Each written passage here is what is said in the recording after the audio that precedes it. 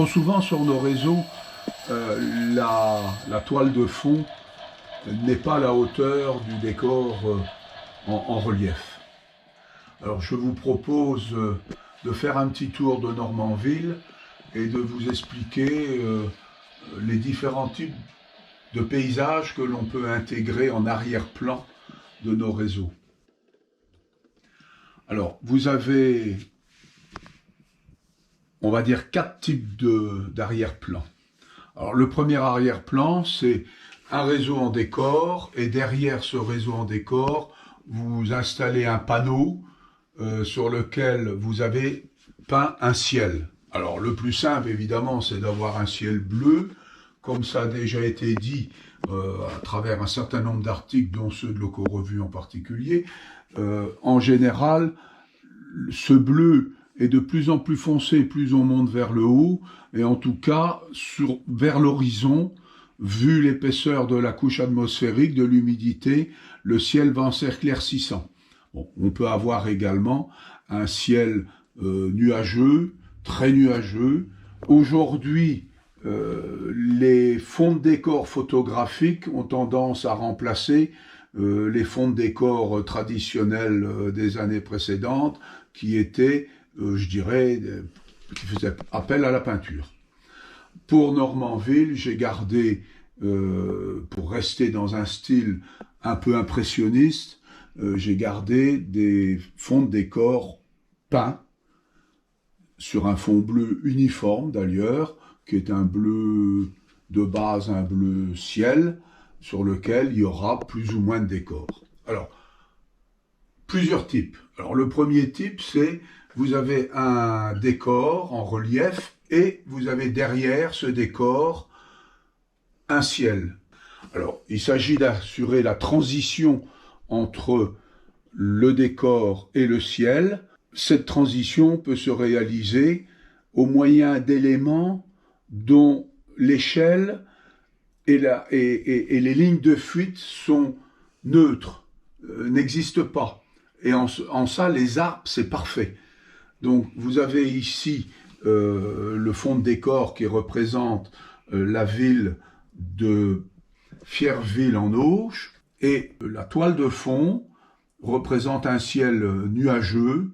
La liaison entre les maisons en relief et le ciel se faisant à partir d'arbres qui sont en réalité simplement des éléments de foliage collés sur le panneau.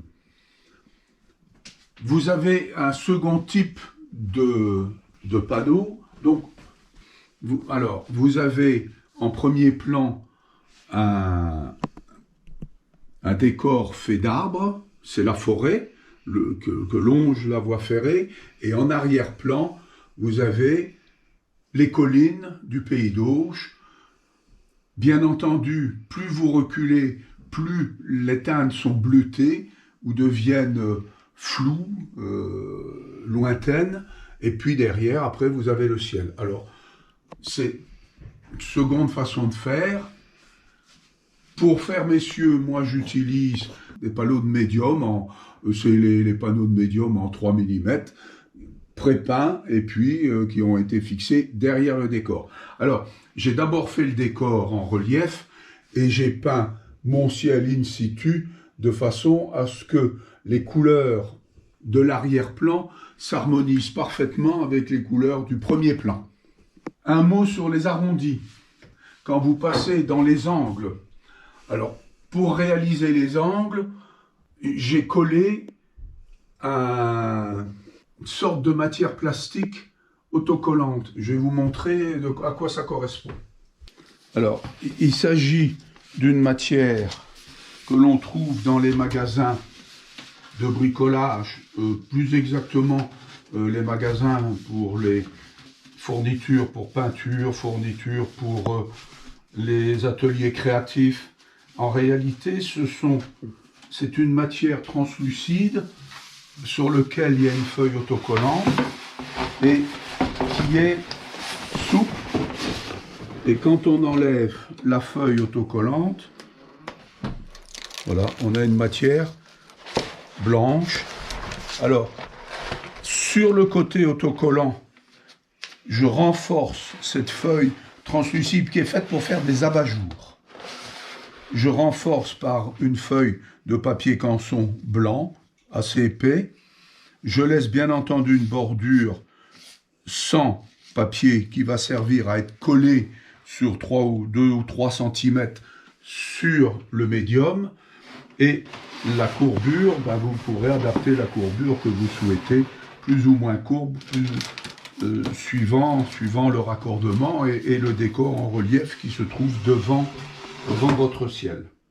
Alors, ça permet d'éviter l'angle et les ombres portées qui sont particulièrement désagréables, et ça permet d'avoir un ciel continu.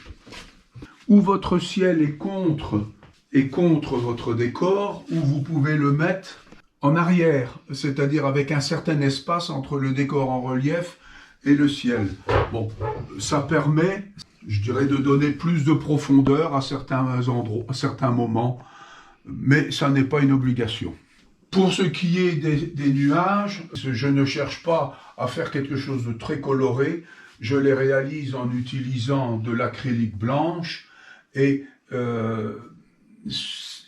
que je traite un peu comme à l'aquarelle en transparence, de façon à avoir des zones bleu-grises. Les ombres des nuages, c'est le fond bleu ciel qui transparaît, et là où les nuages sont éclairés, j'insiste sur la quantité de blanc de façon à avoir cet effet de lumière. Hein. Voilà.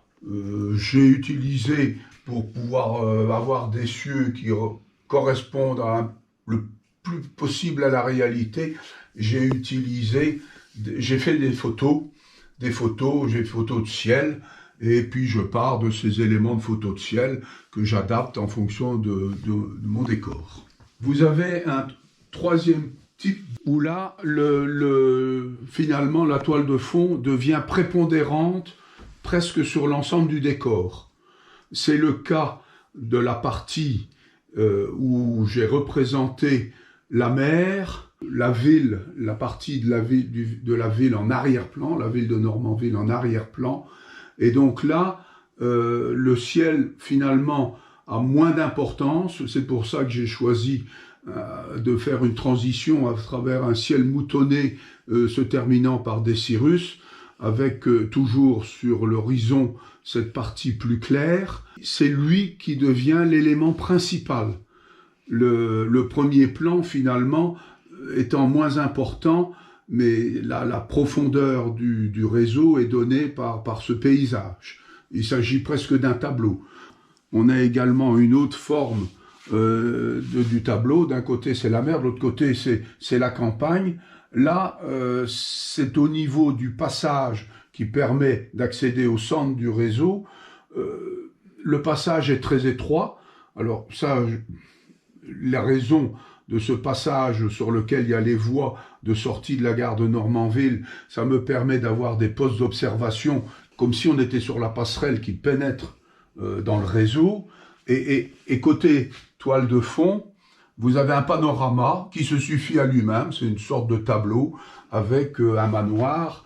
Le manoir n'est pas terminé, mais le reste du décor est terminé, et on a cette fuite vers un décor où le train n'a plus d'importance. Il s'agit d'un tableau, en fin de compte. Alors, le panneau, c'est le même panneau que celui de Fierville en Auge. Donc j'ai fait un ciel qui est recto-verso. Ça n'est pas une obligation, mais voilà, ça permet éventuellement de faire un diviseur scénique à travers un ciel. Alors que l'on peut faire également le même diviseur scénique, mais sans représenter le ciel, avec simplement le décor. Et c'est le cas de ce que l'on voit depuis soit la gare de Fierville en Auge, soit la petite ligne qui va vers la direction de Crickbeck. Et vous avez une petite colline avec des talus, la voie, les arbres, qui forment un diviseur scénique qui fait que quand vous êtes d'un côté, vous ne voyez pas ce qui se passe de l'autre côté. Voilà, mais il n'y a pas de ciel, ça permet de pénétrer dans le décor par les deux côtés. Donc c'est aussi une forme de toile de fond, c'est-à-dire que finalement c'est le relief qui forme la toile de fond. Dans le premier cas, on peut se contenter d'avoir un décor qui est purement à l'échelle du train. Par exemple, au 87e. Les bâtiments étant au 87e et le ciel venant en arrière-plan. Si on utilise des photos, je vous conseille de relire ce que j'avais écrit jadis dans l'Oco-Revue, dans les années 70-80, faire attention aux effets de perspective, ne pas mettre des photos avec des lignes de fuite qui sont assez perpendiculaires au réseau, parce que suivant là vous allez les regarder, vous verrez, vous avez des effets de cassure. Donc il faut essayer d'avoir un décor très horizontal.